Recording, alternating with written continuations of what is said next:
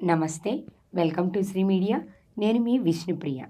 మార్చి నెలలో మన రాశి ఫలితాలు ఎలా ఉన్నాయి, 12 రాశులకి మార్చి నెలలో ఎలా ఉండబోతుందో ఇప్పుడు మనం గురువుగారిని అడిగి తెలుసుకుందాం.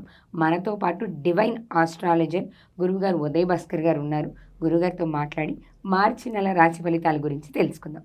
నమస్తే గురువుగారు. నమస్తే అమ్మ. మార్చి నెలలో రాశి ఫలితాలు ఎలా ఉన్నాయి? ముందుగా మొదటిది మేషరాశి.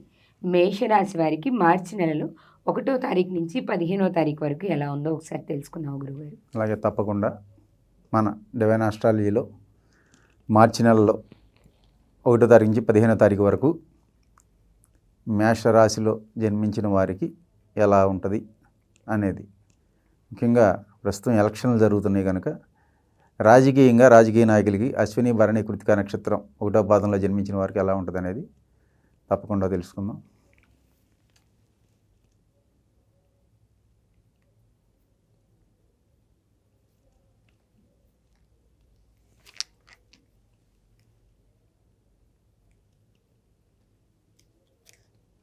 మేషరాశిలో జన్మించిన ఇప్పుడు జరిగే ఎలక్షన్లో పోటీ చేసే వ్యక్తులకు ఈ 15 రోజులు కూడా విపరీతమైన ఖర్చులు కనపడుతున్నాయమ్మా.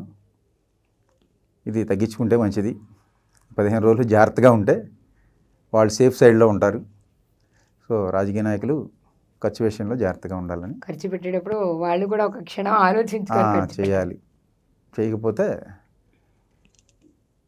జలగల్లాగా పిక్కుని తినేస్తారు.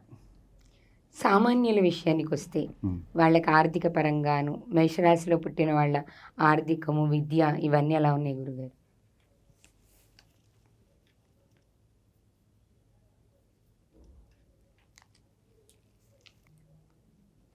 మేషరాశిలో పుట్టిన వారికి ఆర్థికంగా ఈ 15 రోజులు బాగుంటుంది. అలాగే రాజకీయంగా కూడా బాగానే ఉంటుంది, కానీ ఖర్చులు కనపడుతున్నాయి. అలాగే విద్యార్థులకి అనుకున్న రీతిలో సక్సెస్ అవుతారమ్మా.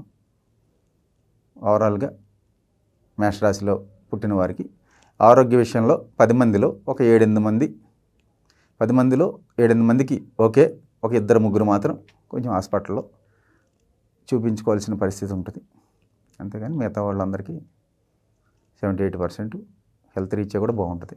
దానికి ఏమన్నా జాగ్రత్తలు తీసుకోవడం ఉంటుందా గురుగారు ఈ రాశివారు?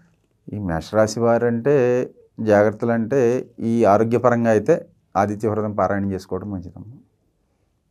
ధన్యవాదాలు.